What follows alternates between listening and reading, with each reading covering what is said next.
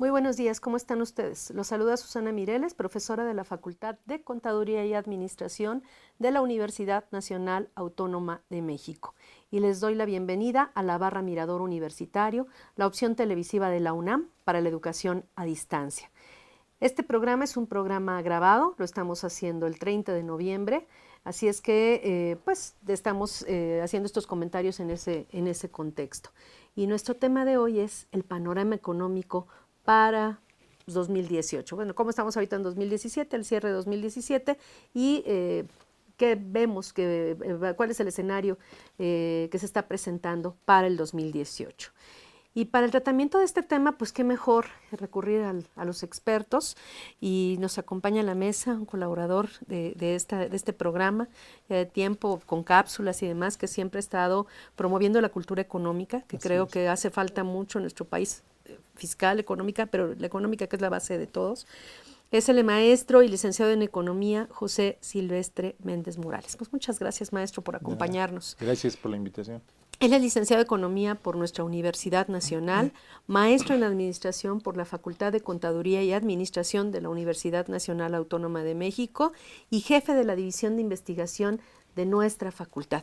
Así es que tenemos un experto en el tema de todo a todo. Nuevamente, gracias, maestro. Pues ya les comentamos que este es un programa grabado, ustedes lo pueden ver en distintas páginas electrónicas, ya sea en la página de la facultad, en la página de la COAED, así es que puede vernos en cualquier momento, puede descargar nuestros programas. Y pues si le parece, maestro, sin mayor preámbulo, iniciamos nuestro tema, el panorama económico. Estamos, el cierre de 2017, nos sorprenden con un incremento que se supone que no es de emergencia, pero sonó muy de emergencia, al salario mínimo. Se reúne de momento, así sin decir agua va, la CONASAMI, la Comisión Nacional de Salarios Mínimos, y nos dice que viene un incremento al salario mínimo y probablemente otro para 2018, ¿no? Es correcto, sí. ¿Qué es lo que motiva este incremento del salario mínimo? O sea, independientemente de que se incremente, que es la noticia, ¿cuál es la apreciación sobre el contexto y la forma en que se da esta noticia? Bueno, yo diría que no es tan sorpresivo, sorpresivo por la forma en que se anunció, pero es un tema que se viene anunciando desde hace algún tiempo, la necesidad urgente de incrementar el salario mínimo, que es insuficiente para satisfacer las necesidades del trabajador y su familia, y por lo tanto se puede considerar anticonstitucional de acuerdo a lo que dice el artículo 123 de la Constitución y por supuesto la Ley Federal del Trabajo. Desde mi punto de vista ya era urgente incrementar el salario mínimo, es insuficiente el incremento. Nuestro país se ha considerado a nivel internacional como competitivo, pero la competitividad le viene dada porque somos uno de los países donde más bajos salarios se pagan en el mundo.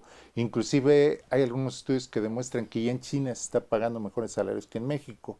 Esta situación se venía viendo desde hace algún tiempo, solo que se manejaba desde el punto de vista político, cuál era el momento adecuado para incrementar el salario, ¿no? Incluso se hablaban de cantidades diferentes, llegar a 95, 100 pesos el salario mínimo por día y no se logró, ¿no? Sin embargo, de acuerdo a los estándares de los incrementos anteriores, sí es un porcentaje importante porque representa aproximadamente un 10% del que se venía cobrando. Si nosotros esto lo comparamos contra la inflación, que es arribita del 6%, es un buen incremento del salario, ¿no? Pero esto tiene que ser sostenido, tiene que haber otro incremento. Parece ser que ya se anunció por la propia Comisión Nacional de Salarios Mínimos que en marzo o abril sería el otro incremento. El otro ¿no? incremento. ¿Esto de alguna manera tendrá que ver con las presiones de Estados Unidos en la renegociación del TLC?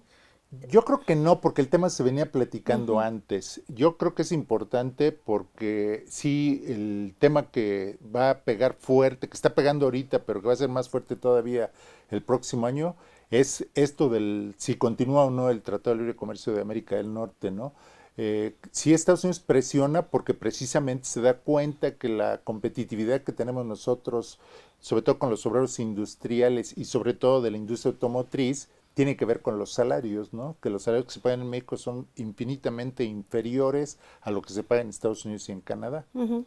Recientemente oí algún comentario de alguna persona que decía bueno, que como que criticaban el incremento de los salarios mínimos que porque iba a generar inflación y por un lado me decía eso, por otro lado decía que además ya nadie ganaba el salario mínimo, que los salarios en muchos casos eran superiores al mínimo. Realmente, ¿qué tan cierto es que el incremento de los salarios hoy, ya con la UMA en escena, realmente sean inflacionarios como tal y que esto de alguna manera perjudique o se vuelva un ciclo vicioso? Sí, no, este es un argumento que se ha utilizado desde hace mucho tiempo de que no se incrementan los salarios en México porque provocarían mayor inflación.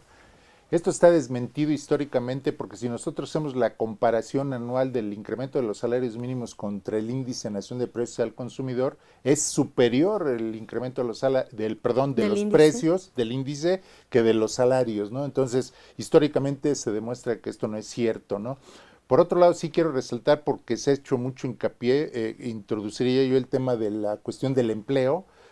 Muchos anuncios de que este sexenio es el sexenio del empleo. Así es. Efectivamente, durante el sexenio se han incrementado los niveles de empleo formal. El Seguro Social maneja 3.4 millones de nuevos empleos, pero curiosamente viendo los datos, al analizar los datos me di cuenta que más de 2,5 millones de esos 3.4 ganan entre 1 y 2 salarios mínimos. Así respondiendo a la pregunta. Así Eso es. quiere decir que sí se sigue pagando el salario mínimo a muchos trabajadores. Y hay quien no gana el salario mínimo. Y hay quien no gana el salario Los mínimo. Los que están en pobreza extrema ni siquiera llegan a eso, ¿no? Estaríamos hablando de eso. Que eso es muy interesante. Por un lado nos dicen que se incrementa el número de empleos, pero también se incrementa el número de pobres. Así es, así es.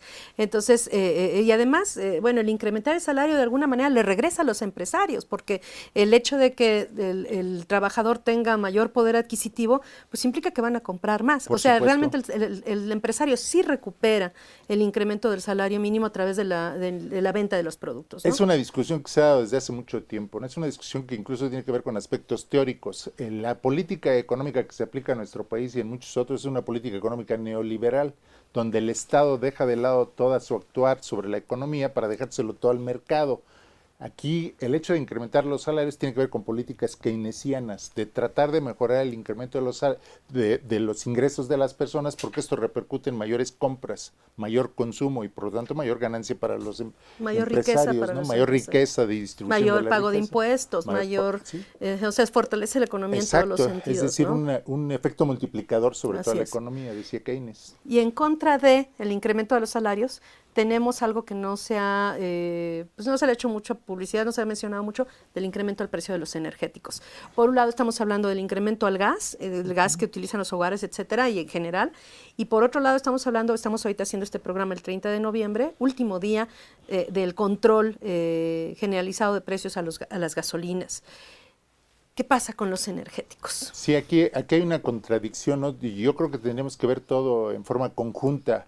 Hay que recordar, porque parece que tenemos memoria muy corta, que el anuncio de las llamadas reformas estructurales por el gobierno decía que la reforma energética, que era la joya de la corona de las reformas estructurales, era para disminuir el costo, el precio de los energéticos, especialmente gasolina, gas y electricidad, y vemos que en realidad se han incrementado en forma importante. Quizá el ejemplo paradigmático es el del gas. Así es. Porque resulta que más del 80% del consumo de gas es doméstico y esto le pega a las familias. Y en lo que va del año, en los 11 meses que va del año, tenemos un incremento de más del 34%. Y el golpe fuerte vino en noviembre. El golpe fuerte vino últimamente. Así es. Ajá. Es decir, una familia que compra un tanque de gas de 20 kilos, 20 litros, le incrementa cerca de 100 pesos el gas que él usa en forma cotidiana para cocer sus alimentos.